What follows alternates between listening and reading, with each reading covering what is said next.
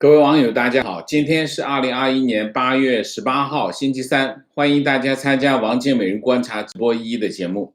我们今天有2个主题，第一个，中美资本市场脱钩大戏开启，另外一个，中国疫情清零效果脆弱，我们讲疫情也讲一下中美市场，因为中美市场的关联，我们最近讲中国那边讲的多，中美之间讲的比较少。我们今天开始这个主题。在开始之前，我向大家道歉，因为今天出了一些状况所以我们就晚了晚的比较多我们特别要道歉8月18号，中移动发布这个公告，公司首次公开发行 A 股股票申请材料，中国证监会已经受理那么招股书已经在8月18号。刊登在中国证监会的网站，中国移动准备在募集这个560亿人民币，如果按照这个计算的话，就超过了中国电信542亿的这个，成为过去10年来 A 股市场募集资本最高的一个上市公司那么同一天，中国电信8月18号晚上发布公告，说中国电信 A 股股票将在8月20号在上海证交所上市，那么加上之前中联通已经在上海证交所上市主板上市，那么中国3大运营商中国电信、中国移通、中国联通这3家上市公司全部都已经从美国市场回到了中国 A 股市场。那么8月18号。中移动的市值是10534亿港元，中移动、中联通、中电信这3家公司目前已经在这个香港上市，全部都在香港上市。那么之前是在美国上市。那么中移动的这个市值是10000亿港元从业绩的情况来看，中移动是这3家电信公司的老大。那么中移动的营业额超过中电信加上中联通的总和。那么这三家这个中国国有国资委管理的3家电信公司，过去半年时间用了半年时间，从美国股市纽约证交所，这3家公司基本上是最早的中概股了。从美国股市回到了中国 A 股，那么这3家公司的这种转变其实反映了中美资本市场脱钩的一个进程那么今年1月份，纽约证券交易所发表声明根据美国总统川普去年11月签署的行政命令，启动对中国电信、中国移动和中国联通3家电信公司的这个摘牌程序摘牌是国内叫法，通常我们通常讲的是终止上市地位或者是终止上市作用那么纽约交易所说这个决定是收到这个美国财政部最新的这个具体规定做出的那么到了今年的7月，中移动、中电信、中联通这3家公司宣布将于10月份终止美国预托证券计划，就叫 ADR， 那么正式从纽约交易所退市。那么现在这个中概股就是有一个发展趋势原来的模式是什么？原来的模式是美国、香港一个在美国上市，一个在香港上市通常这是一个标准模式。那么现在逐步的变为什么呢？中国香港就从美国那边退回来。那么最早做这个动作是中芯国际中芯国际是中国最大的芯片制造商，可以看到这个趋势中芯国际是去年的，我印象中是去年5月份还是6月份5、6月份吧，大概是就开始从美国，它其实是美国香港的模式，然后他就取消了这个美国，然后就取消了美国的上市地位，然后只保留香港的上市地位。然后再回到国内上市。所以最先启动这种模式就是香港、中国香港 A 股这种模式的是中芯国际中芯国际，中国把它当做一个宝贝疙瘩，在中美之间发生问题的时候，迅速的把中芯国际从美国拽回来。那么另外一边是什么呢？另外一边就是美国证监会8月17号，美国证券交易委员会 SEC 他现任的主席叫 Carrie Gensler 加里詹斯勒，在这个推特发了一段视频，明确了美国监管机构的态度和做法，主要是向投资者提示投资风险。他这么说，他说开曼群岛很美啊，你可以去和海龟江鱼一起游泳，有很多的乐趣。但是在开曼群岛投资一家壳公司和直接投资一家中国公司并不一样。他说我已经要求 SEC 的同事目前暂停与中国实体相关联的壳公司的上市。他说我要求 SEC 的同事确保发行人提供全面真实的披露投资人投资的其实是一家在开曼的空壳公司，那么需要披露资金在开曼群岛和中国之间的流动的情况，也需要明确这个过程当中更改规则引发风险的可能这讲的就是最近中国政府针对这个互联网企业和教培企业的这些一系列的政策的改变那么红筹模式是中国境内的实体到开曼设立壳公司的一个模式这个壳公司我们叫空壳特殊目的公司简称叫 SPV， 然后 SPV 作为上市主体再通过外商投资的方式进入中国大陆，然后再去控制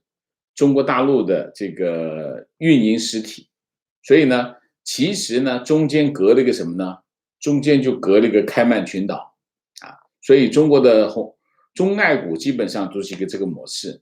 那么在中概股当中又分两种，一就是穿一个马甲了穿个马甲，这个马甲就是开曼群岛的这个 SPV 那么国企就叫大红筹这个民企就叫小红筹。小红筹还有一个问题是什么呢？就是政策限制。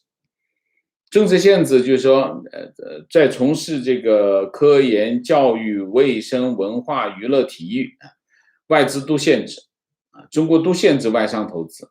那怎么办呢？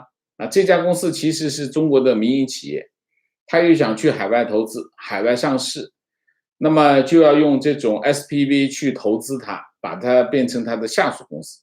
可是下属公司又违法，为什么？因为外资不能够投资中国的这些行业。那怎么办？又有个 VIE 架构VIE 架构就是叫可变利益实体。什么意思呢？就是我呢跟你没关系你还是你，不过呢我跟你签个协议，签个什么协议？你挣到的钱全归我，那我不就拥有你这家公司的实际的利益了吗？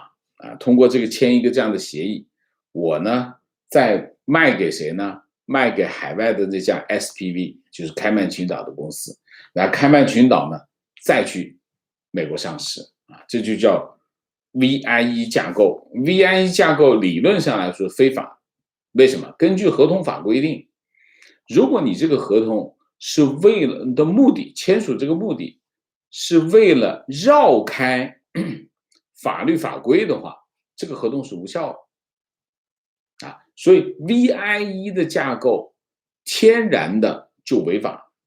但是为什么违法还成立呢？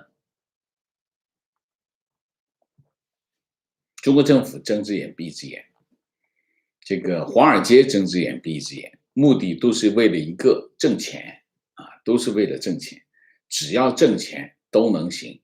而且中国政府很高兴这件事情就这么存在着。为什么？因为你处于违法的状态，我想什么时候捏死你就什么时候捏死你。中国政府一直就在玩这种事情。所以实际上呢，实际上中概股只要中国政府咳嗽一声，打个响指，所有的中概股全灭啊，这就是现在的情况。所以 Gensler 在这个视频他讲的，他就在提示什么？提示这个投资风险，你这有风险哈。美国的上市规则有个基本原则，就是说你怎么样的企业你上市都行，你这个企业你就是生产一坨屎上市都可以，前提只有一个，你得告诉大家风险在哪，真实情况是什么。只要有人买，你就去上市，我不管你。美国的上市原则基本上是这样，所以 Gensler 呢就不断的提啊，我通过这个视频，SEC 不断的提醒说这个有风险啊。那么还有一个核心的问题是什么？所以他这个视频对这个美国资本市场的影响是非常大的啊，这个视频出来影响很大，因为无论是中国还是美国，其实对这个中国企业赴美上市都有一系列政策的不确定性，这种不确定性正在塑造中概股在资本市场的地位啊。那么中概股又涉及什么呢？涉及 VIE 结构，又涉及互联网新经济，又涉及民营企业，这都是中国政府在政策层面不断的变化的一些过程，所以风险是很大啊。Gensler 在的视频上还提到这个审计监管问题。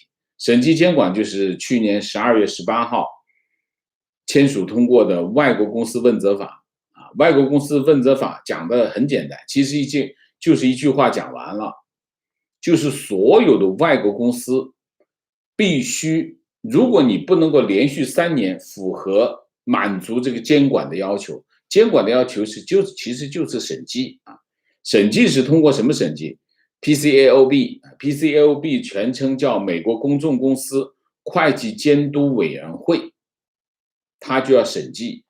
美国的审计是直接抽查，跑到你的公司里去查你的账啊。那如果这就是审计要求，审计要求其实很简单，就是我能直接上你公司去查你的账。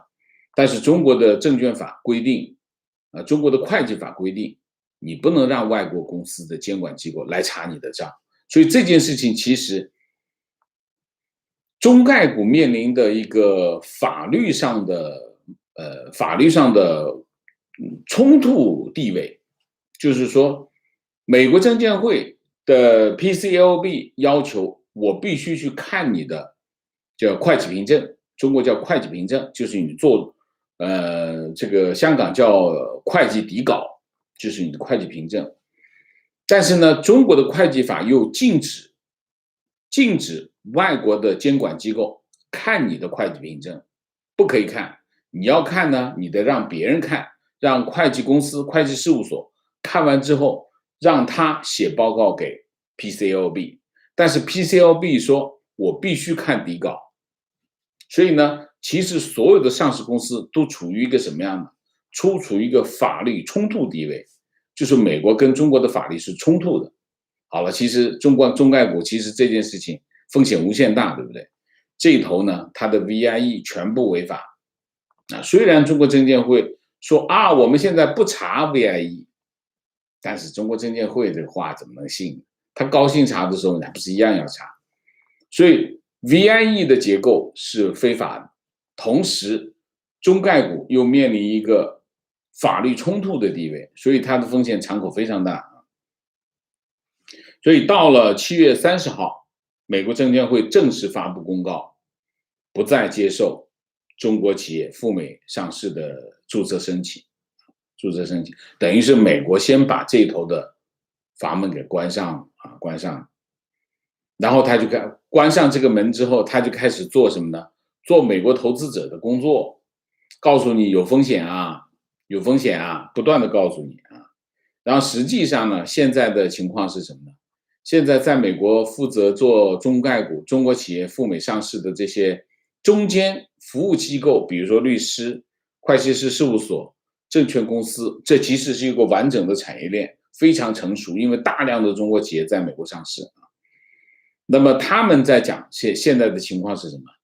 SEC 就是美国证监会已经的确是放慢了这个审阅的速度啊，然后呢，但是呢，他会不断的问你要东西啊，不断的问你要东西。技术上来说呢 ，SEC 是不可以停的。技术上来说，在法律上 ，SEC 就美国证监会是不可以拒绝，就是相关公司跑到美国来注册申请上市的这个程序。不过，但是呢，他又有权利啊，让这件事情慢到你跟上不了市一样啊，所以其实就可以停止的效果，可以做到停止的效果。从今年的情况来看，今年上半年，中国的初创公司赴美上市达到了一个高潮，达到历史新高。中美发生贸易战，中美关系破裂，中美翻脸，一点都没有影响大家赚钱的热情。所以今年上半年，中国互联网初创公司赴美上市达到一个高潮，历史新高，就是最高的地位。这件事情到了滴滴上市，完成上市啊，6月30号上市之后，戛然而止啊。然后呢，这个大家都知道，我就不具体的说了。中国证监监管部门对滴滴采取了各种的这个惩罚措施啊，核心就是网络安全审查。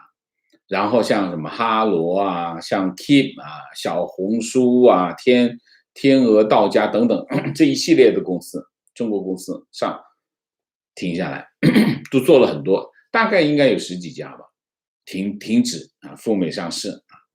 那么然后呢，就出了2个政策。第一个政策，中共中央办公厅、国务院办公厅印发了一个叫《关于依法从严打击证券违法活动的意见》啊，这是政策，它叫意见，其实是政策。那么提出加强跨境监管合作，完善数据安全、跨境数据交流、流动涉密信息管理等相关法律法规。目的是什么？目的就2个。第一个，加强已经在海外上市中概股的监管；第二个，建立海外上市的审批制度，就是这2个。然后7月10号，网信办颁布这个网络安全审查办法啊，其中就一条最核心的一条，掌握超过100万用户个人信息的这个运营商赴海外上市，必须向网络安全审查办公室申报网络安全审查。啊，这2个闸口一捏，一个是上市申请，一个是网络安全审查，那基本上中国企业赴海外上市的这个空间就基本上非常小啊，非常小。我们通过过去一段时间获得的信息来看，中国在不断的阻止上市中国的民营企业、互联网企业赴海外上市。中国的态度就是别去了，这是一个根本性的啊。然后8月17号啊，腾讯音乐公布这个第2季度审计报告啊，就是2021年第2季度的这个财报啊，营业额是80亿，增长15.5%啊。然后就是8月14号，索罗斯的基金向证监会提交第2季度13F 的持仓报告，报告显示，索罗斯基金出售了1.943亿美元的 Viacom CBS 的股票，770万，这个出售了770万美元的百度股票，464万唯品会清仓腾讯音乐啊。然后就是这个7月24号，市场监督总局对腾讯音乐做出行政处罚，那要求他停止解除这个独家版权的这个行为啊，恢复市场竞争状态，就惩罚这个腾讯音乐啊。这个动作为什么要讲这个动作？其实这个动作会在市场上产生影响，产生什么影响？索罗斯就把它清仓了啊。那么8月10号，软银的 CEO 孙正义宣布，中国当前的经济形势向负面发展，软银停止向中国继续投资，并且开始清理最近10年的投资。软银最近10年投资了31万亿日元，这是个非常大的投资规模。那么我们大体上可以梳理一下，今年中国做了2件事。第一件事情主要是针对互联网企业的打压，这件事情是从去年11月蚂蚁集团上市开始然后对互联网企业的打压呢，其实最终伤害的是谁？当然一方面这个企业会受到损失，受到的，你比如说这个阿里巴巴罚了182亿，那是非常占它去年利润的25%，这是非常大的损失。那其实真正受到损失是投资者中概股的投资者，因为大部分中国网络公司都是在美国上市都是中概股，这是第一个。第二个就是最突出的一件事情，就是教培股那么中国政府基于政治安全，所谓的政治安全，对教培行业进行团灭。团灭就是让所有的教培企业变成什么？变成非盈利机构，然后把所有教培行业的商业模式破坏掉，就做2件事情。第一个，变成非盈利机构，就你不是以赚钱为目的的非盈利机构，那你还上什么市这第一个。第二个就是把所有的商业模式破坏掉，不允许在你主要的营业时间进行营业，那不完蛋了。所以教培行业基本上处于团灭。这2件事情对华尔街的打击非常的大，基本上所有的投资中概股、投资中国企业的投资机构全部都损失惨重。这用市场的手段对这个华尔街进行了教育，对美国的投资者进行了教育，就是让你损失惨重那么7月份以来中国政府持续推动的这个政策，改变了华尔街对中国市场和中国企业的看法。那么目前华尔街对中国市场的看法有2个。第一个，中国企业、中国资产风险巨大，不可预测，就是说风险不可预测就是不可预测的风险是无限大的风险，这是第一条。第二条，中国市场正在发生根本性的改变这个根本性的改变是2条。第一条，经济增长模式改变，就原来高增长的模式现在不存在。那么现在已经有人说应该把中国从新兴市场剔除掉。新兴市场讲的是什么？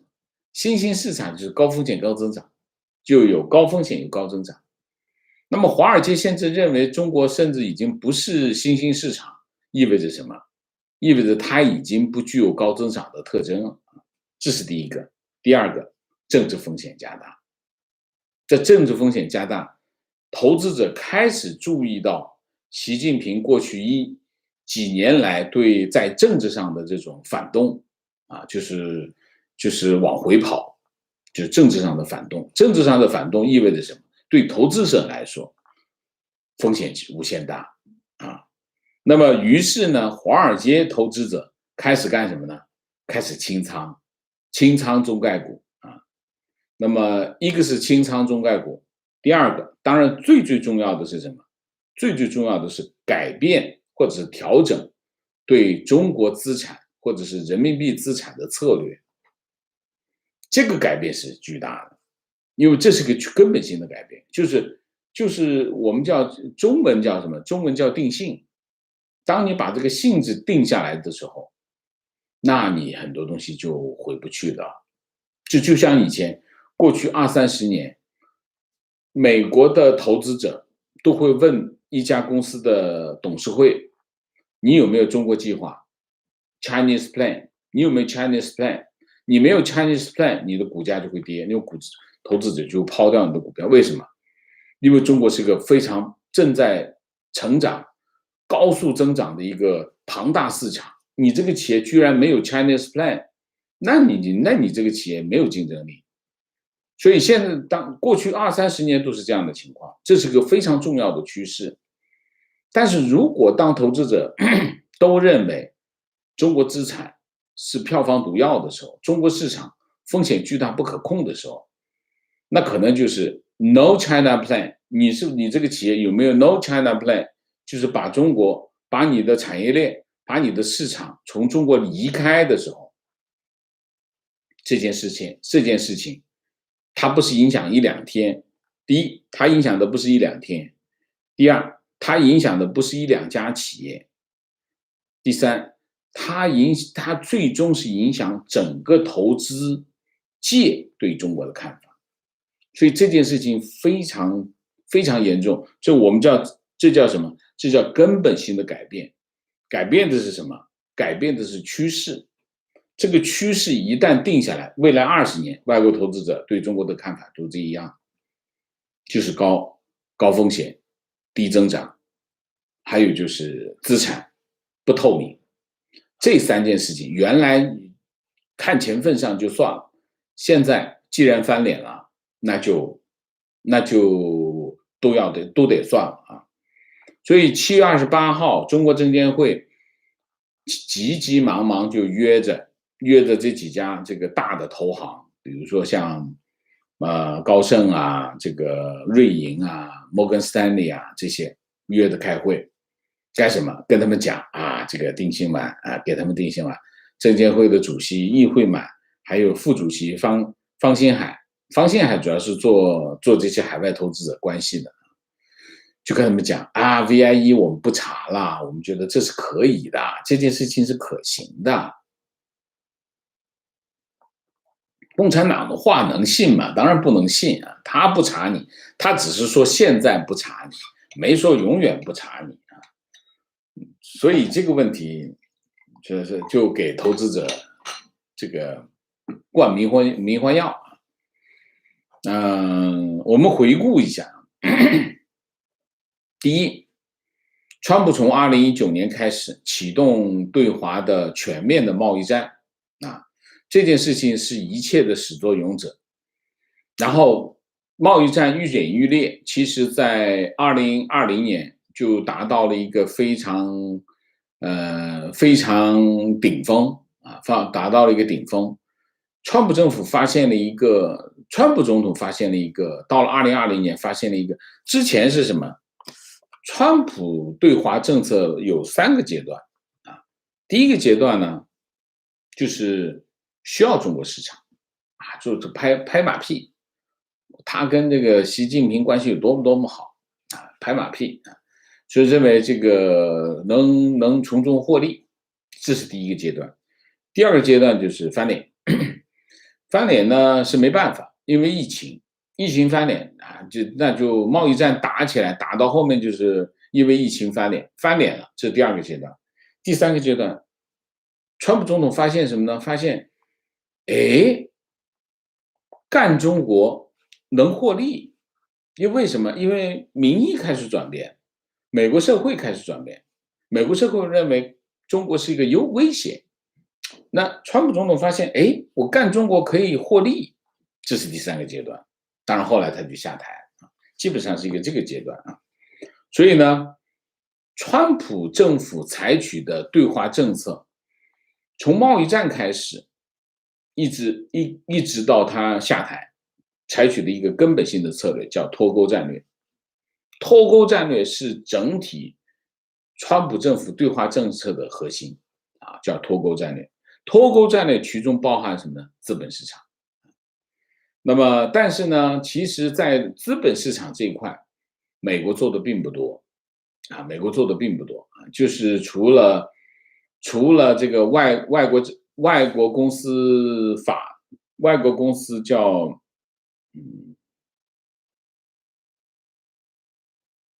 问责法，除了外国公司问责法其实是美国国会主要的动作，外国公司政策问责法，川普政府做的大部分都是毛雨，雷声大雨点小啊，所以在资本市场这一块，川普政府做的不多，拜登政府就更加没有任何的动作啊。所以基本上核心的问题是什么？核心的问题是华尔街，华尔街在背后啊能挣钱嘛，那就做工作啊，做工作。所以呢，基本上美国这一块，美国这个方面做的动作并不多，大部分工作，中美之间的资本市场的脱钩，主要的是中国自己做的啊，中国自己干的啊。这是比如说几个方面，第一个主动脱钩啊，主动脱钩，比如说中芯国际，美国还没搞它呢，它自己就回去了。就自己就回来，就中国在，然后呢，阻止这个中国企业到美国上市，这都是主动脱钩啊。那么比如说字节跳动啊，比如说滴滴啊，滴滴惩罚它，把滴滴的拍死，其他都吓破了胆，赶紧停止上市啊。当然，停止上市这件事情是把事儿给办反了。这是没有比这个政策更愚蠢的。你别人要跟你脱钩，你肯定不能让他脱钩嘛？为什么？对方的战略意图是什么？就是伤害你。伤害你意味着什么？伤害你意味着你在这件事上有战略利益嘛？我们等一下再来讲这个问题啊。就比如说这个主动啊，中国主动脱钩的事情就很多。你比如说啊，这个国企啊，国企关键企业回归 A 股，然后呢，比如说采取这个互联网教培行业的产业政策，基本上这些事情全部都是中国自己办完，就是导致中美之间资本市场脱钩的根本的力量、根本的动作，全是中国政府自己给他办了。这是第4点。第5点，但是在这所有的技术层面的背后，核心问题是什么？就是说，改变华尔街态度的根本原因是什么？改变华尔街态度的根本原因是中国经济的增长模式发生了根本性的改变，就是高增长的周期已经结束了。当中国经济高增长的周期已经结束了，其实我们讲这件事情在2018年已经发生，2019年已经确认这个拐头啊，2020年就不用说了，疫情，2021年今年这个情况，你看一下数据就知道，今年这个情况其实这个局已经维持不住了，在这个哄骗投资者这个局呢，这个纸包不住火，这火苗子已经往外冒了啊！这基本上觉得真正改变华尔街的态度，就是中国经济增长模式已经发生了根本性的改变，高增长结束了。所以华尔街甚至有人说要把中国从这个新兴经济体剔除掉，原因就在这里啊！所以华尔街翻脸的原因是，当你高增长结束了，我在那儿已经无法获得高增长的利益的时候，那就算了。那么中美资本市场脱钩，它影响在哪里啊？影响在简单来说，就是它将会改变中美关系当中核心利益的关联啊。为什么这么说呢？在此之前吧，包括现在，其实也大体上是这样啊。中国改革开放40年，中国改革开放40年的发展到今天，中美关系其实持续处于一个在2020年之前，其实中美关系是个非常相对稳定的一个状态。那么最终导致的结果是什么？就是中美关系你中有我，我中有你。这就是利益啊，这是利益格局。中美关系的核心就是利益格局，就是牵动中美之间互动的核心就是利益格局。利益格局是什么？就是你中有我，我中有你。中国企业跑到美国上市，美国企业跑到中国开拓市场，这就是你中有我，我中有你啊。这个留学生往来人、财物等等，很重要啊。这是一个非常重要的格局。这个格局呢，是中国政府牵制美国政府的根本手段和根本模式啊，这是一个。第二个，资本市场是这个利益格局的核心。你再怎么弄，再怎么搞，资本市场是核心纽带。就是说，中国需要资本，中国企业需要资本渠道啊，融资渠道。美国投资者需要利润，美国投资者需要投资标的，这就是双方建立这种利益关联的这种利益格局的一个根本的原因。那么大家知道，资本后面的力量非常大，它涉及到什么？涉及到科技，涉及到教育，涉及到文化，涉及到市场，涉及很多很多的因素，产业链条非常的长。你要把资本这个纽带建立了起来之后，我们讲的这些之间的关联就哗就在一起往中间跑。那么当你资本市场开始脱钩的时候，那这些连接就开始脱啊，失去了支撑。当它失去了支撑，它们之间的关联就会越来越小，这就是脱钩。所以资本的脱钩将会带动其他领域的脱钩，资本的脱钩将会形成一个全局性的改变。当然还有一个什么？还有一个说法啊，还有一个什么说法？就是华尔街，我经常讲，华尔街是中共在美国唯一的盟友。当资本开始脱钩的时候，华尔街就不会再帮中国说话，因为他的利益就没有了。他为什么帮你说话？所以呢，帮中国说话的人就没了。所以这件事情是具有战略影响的事件。啊，所以我们为什么今天要大讲这个，主讲这个原因就是这个原因啊。好，我们今天第一个主题就讲到这里，我们下面讲第二个主题，中国疫情清零效果脆弱啊。上海疫情防控8月18号举行记者会啊，那么公布上海市松江区中心医院一名女护士这个确诊。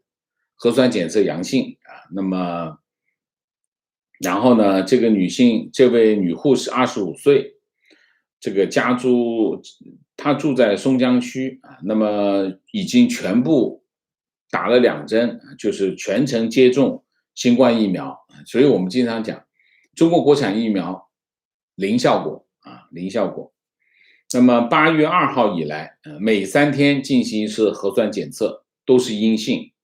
14天之内没有离开过上海，除了工作场所以外，工作居住只到过公寓楼下的这个商品优先的超市、水果店、外婆家啊，只去过这3个地方。然后他还去上海市五官科医院就诊啊。那么目前已经排查密切接触者10人啊，都集中隔离。都是为阴性，那么他有可能是什么呢？有可能是被病人传染。那么上海马上非常激动的采取措施了。第一个，加强来沪返沪人员的管理啊，那么一律14天，这个一律14天集中隔离，然后实行2次核酸检测。高风险地区是14天，中度风险是14天社区健康管理，2次核酸检测。第二个就是重点场所的机场、车站、码头啊，加强管控。然后就是接种疫苗。其实这个护士，两个全程这个疫苗接种完毕，依然会感染，他还在这里加强这个疫苗接种啊，到8月17号，上海完成全程接种人数达到1919万累计接种3915万次然后就加强个人防护等等，基本上就是这样。那么现在的情况是院内感染，这就是典型的院内感染。什么叫院内感染？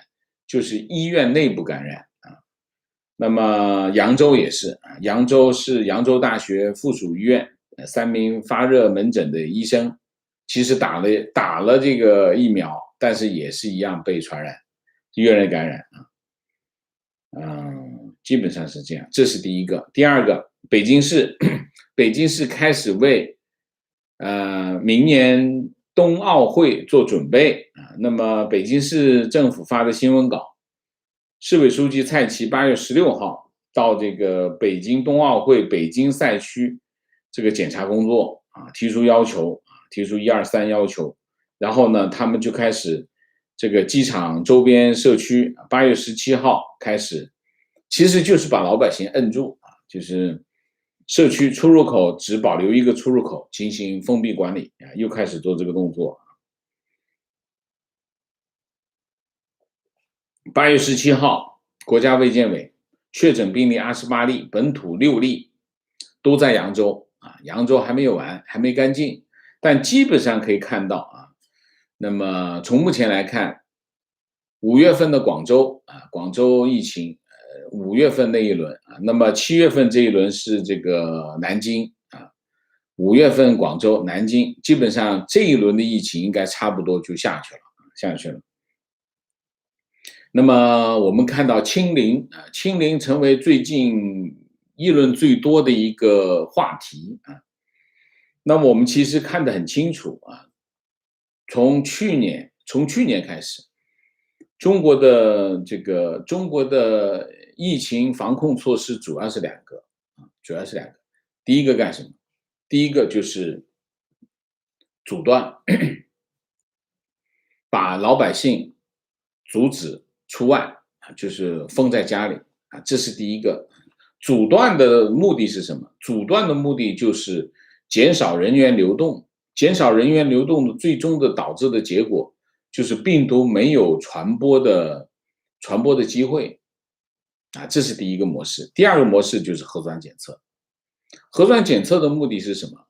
把已经感染的人从人群中抓出来进行隔离治疗。那么你不断的用这种方式的话，你就慢慢的让社区里面的人慢慢的就干净了嘛。第一个你不流动不就传播不了，然后这个人又被从人群中这个找出来移走，这个社区就变干净。社区干净的就叫清零。清零这个措施有没有效果？有效果，非常有效。你从这个疫情防控的角度来说是有效的，但是它有两个副作用。第一个副作用是什么？第一个副作用就是你把人关在家里，如果你完善的配套措施没有话讲，就算是你有完善的配套措施这些人在家里，他的原则是什么？在家里一关什么2到3个潜伏周期，2到3个潜伏周期，如果你这个区域没有新的案例爆发，没有发现新的病例，这件事情就停下来，就降低你的风险级别，降低风险级别，你可以有限度的外出。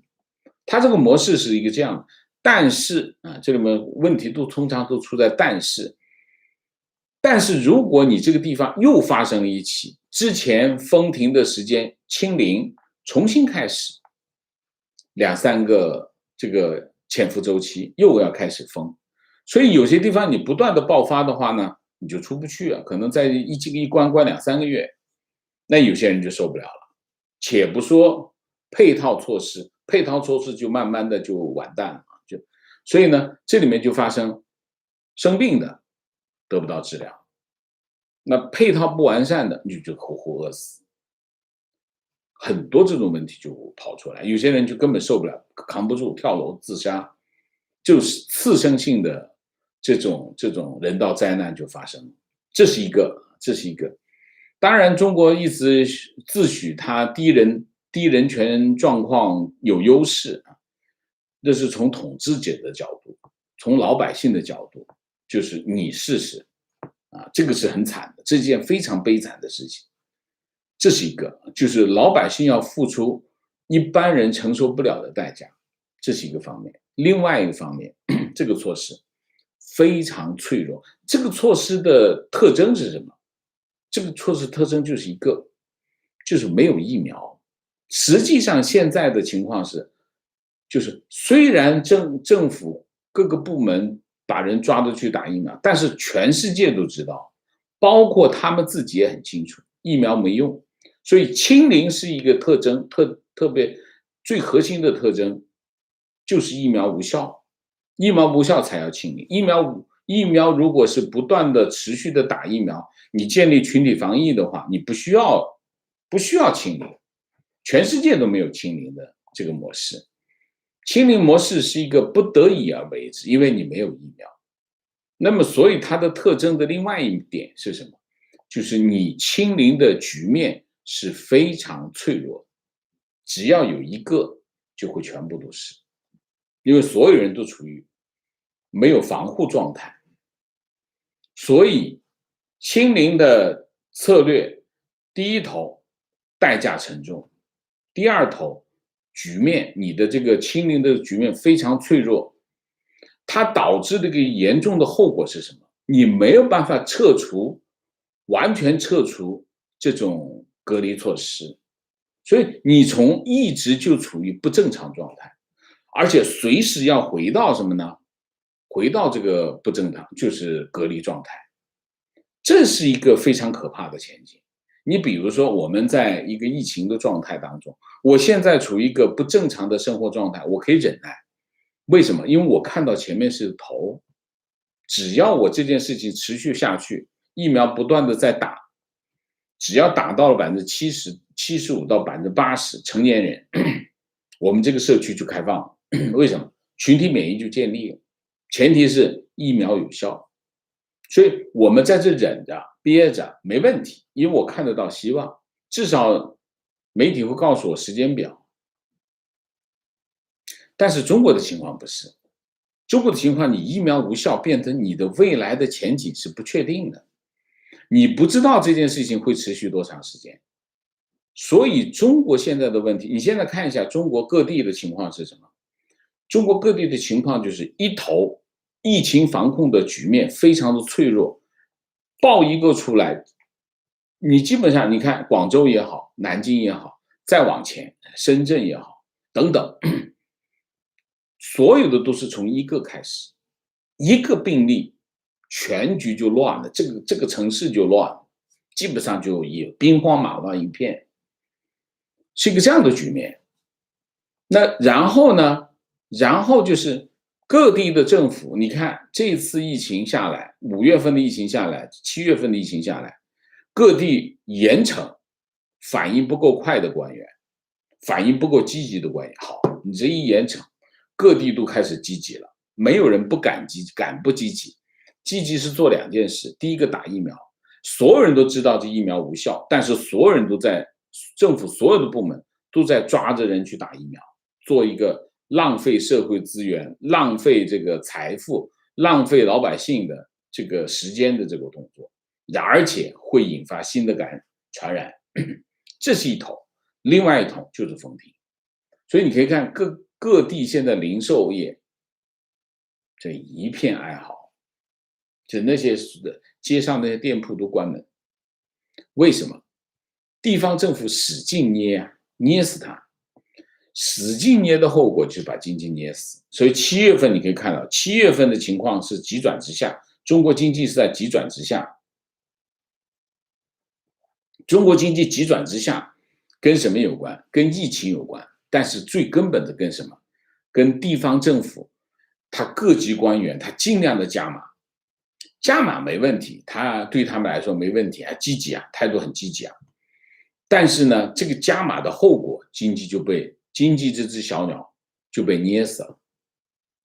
这就是中国所谓的清零的政策带来的后果，这个严重的后果。它一方面没办法解决疫情的问题，根本性的解决问题解决不了。另外一方面，它会把经济捏死。但是中国有没有其他的选项呢？有，找外国买有效的疫苗。除了这个以外，目前来看没有别的办法。你说中国现在的疫苗供应商能不能提供有效的疫苗？我的看法是不能。为什么？因为中国的疫苗一直就没效果。中国国产疫苗不是讲的不是这个武汉肺炎疫苗，中国过去产的疫苗一直都有非常差的记录，它的信誉非常差，它的声誉非常差，它的品质非常差。它本身中国疫苗供应商本身它的工艺也好，产能也好，整个的就不过关，就没有过关过。我们经常讲过，你去国内的这个医疗市场打听打听，你就知道，所有人都会告诉你，只要做这个医药行业的人都会告诉你，国产疫苗不要打，没有用的。特别是越重要的疫苗越是这样。所以在这个问题上，你说现在中国这些疫苗厂商是不是能够生产出有效的疫苗？我认为是生产不了，搞不定这件事情。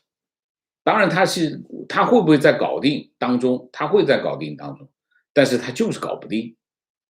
为什么？3个原因。第一，时间问题。第二个，数量问题。大家要知道，数量是个非常重要的决定性因素。你说我生产10个，我可以让它合格，但是让你生产11个，你就不一定能合格。药品都是这样。第三个，中间涉及到各种利益，这3个因素往中间一放，这件事情在中国就发生不了。所以这就是目前中国疫情的局面，好吧？那其他我就不说了。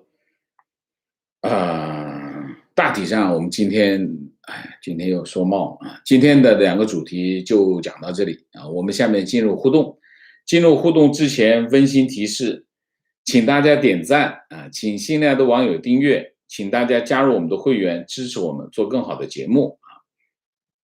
那么明谢郭喷塞，谢谢 Joshua 黄，谢谢观点。VIE 架构下，中国国企的母公司不承认海外子公司的债务，投资人受伤颇深。我说的是北大方正。感谢王老师的节目，我们才知道校办企业是更加的腐败，校办企业非常腐败，国企是非常腐败。其实国企，但是国企的里面，校办企业比国企还要腐败。为什么？因为校办企业它两头，这头靠学校，当它靠学校的时候呢，就能获得很多优惠政策。所以校办企业最初它靠什么发展起来？靠优惠政策发展。你比如说像北大方正在上地拿了一大片的地，这个地是政府给他的。划给他，为什么？学校大办教育，所以他很容易拿到一大片地。你想在上地那个地方拿，原来他拿地的时候，那是一片荒地，上地那原来啥都没有。现在上地变成什么？互联网全在上地，上下的上，地方的地叫上地。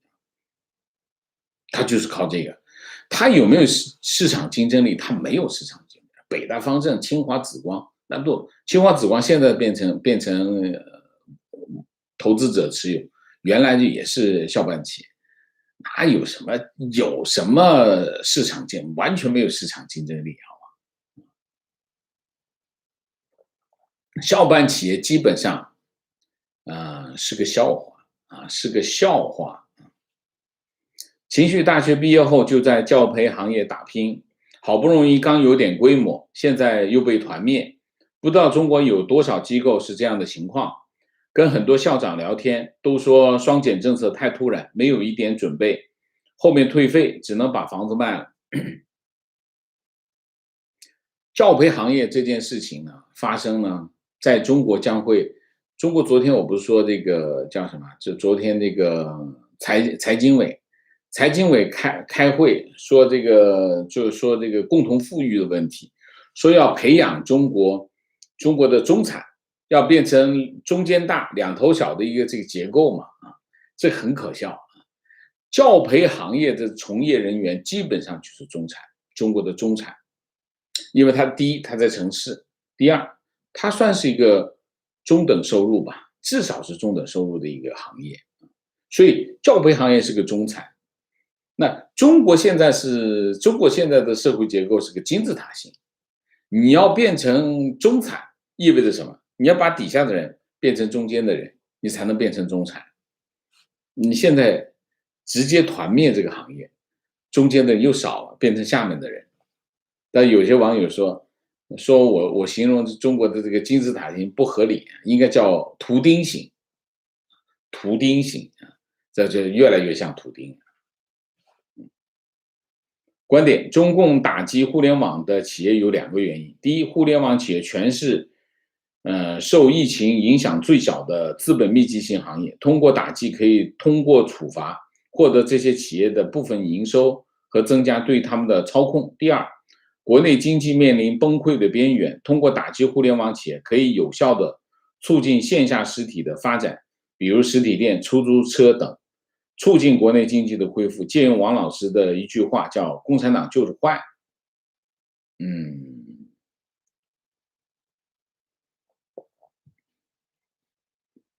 我不倾向于这么分析这么分析的意思是什么意思？我这个手很疼，这手很疼怎么办？我拿把刀子把这个手给扎了，这个手更疼，这手就不太疼了，是这个意思吗？那是不可能的嘛，你说呢？所以我不倾向于用这种方式来理解一个政策观点：创新是帮助社会进步的动力，资本的力量促进创新，资本的动力是安全的退出机制。目前的监管不只是杀鸡取卵，是从根本上遏制了社会进步。这个选择告诉投资者，在中国政治安全高于一切，牺牲社会进步是其中之一。非常有见地的一段话，所有的投资者都要认真学习这段话，这段话非常的好。你是我的朋友提问：请问王老师如何解读南枣的消息？孙正义表示将会继续看重并投资大陆。孙正义当然要讲这个话，不讲这个话，他现在在中国大陆的投资怎么办？孙正义在8月10号他的季报会上面说，他会停止在中国的投资或会观望一段时间。过了2天他在这个和投资者开这个座谈会的时候，他说大家对我的话误读了，我的意思就是我还会投资中国大陆。那肯定是他讲完那番话以后，就有人找他，你是个大人物，你讲这个话影响太大了，你不能这样讲，赶紧把它收回，赶紧弥补一下影响孙正义说行，你想孙正义在中国大陆那么多投资，找他谈这个话他得听吗？他得听，所以他就出来，广东话叫什么？补锅，这个锅漏了怎么办？把它补起来，就这意思。那孙正义到底会不会停？全世界都停了，他能不停吗？所有的人都清仓这个中概股，他再去投，他那么傻吗？你想想，从去年的蚂蚁集团到现在的滴滴，中国在互联网每抽的一个鞭子都打在谁身上？都打在他身上，他不停，他傻呀。他虽然很激进，但他并不傻所以就是这个意思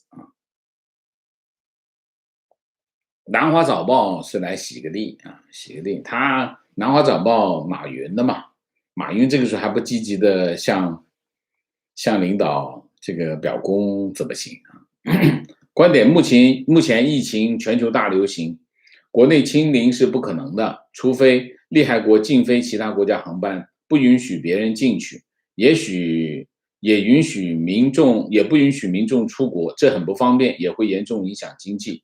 不对，这个看法是不对的，基本看法是错误的。现在的情况是什么呢？其实张文宏讲的一个基本事实，其实我是认同的，这是个常识。就是现在其实全世界到处都是武汉肺炎病毒，到处都是病毒。中国经常讲啊，是输入型的病情案例，其实这是胡扯。全世界到处都是病毒，这件事情并没有消失，病毒已经在社会潜伏下来了。这有点像什么？这有点像感冒、流感病毒，流感病毒也是一样，你已经没有办法消灭它了。那怎么办呢？你唯一的解决方案是什么？就是打疫苗。打疫苗呢，保护我们个体，每个人打疫苗，保护个体。这就是过去一段很长时间人类面对疫情的解决方案。无论是流感，流感就是疫情，理解吗？所以呢，中国一直在宣传我要外防输入，说我这里没有案例，没有案例并不代表这个地方没有病毒，病毒还是在的，在适当的时候，他就会找一个人传染一下，然后就爆发一个没有源头的病人，这个人就会传播给很多人。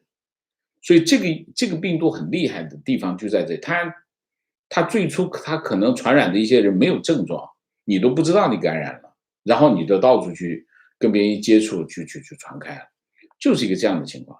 所以中国目前的疫情，清零是它的这个疫情防控的手段或者是结果，但是这个局面是非常脆弱的，只要有一个病例，清零的结果就不存在。所以当然外防输入这件事情，因为其他国家已经开始打疫苗，已经开始形成这个我们叫群体免疫。群体免疫你不需要进行这种方式，大家都打了疫苗怕啥？结果呢还会出现没有这个形成群体防疫的国家或者个人，他可能会携带病毒。但是你在一个群体防疫的群体免疫形成的国家，就算有人携带病毒，也影响不大。为什么？因为大家都打了疫苗。但是中国不行，中国就扛不住。所以我说它脆弱，脆弱的原因就是这个意思啊。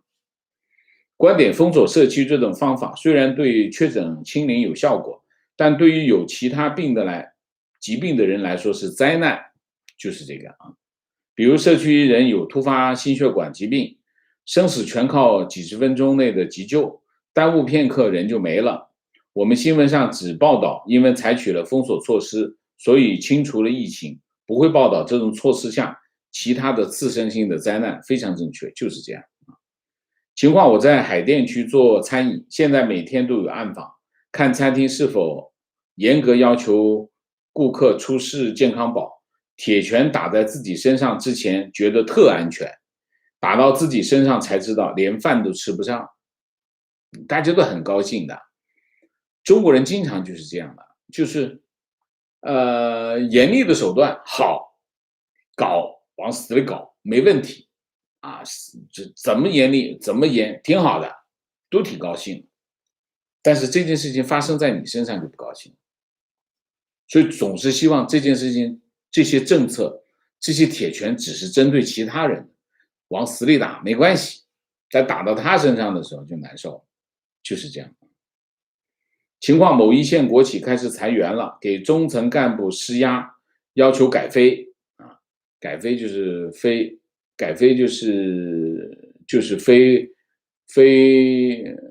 叫什么？就是编制啊，非编制人员啊。新人任职因为工龄不够，所以工资就算加上任职系数也不高。国企一般工资都不高啊。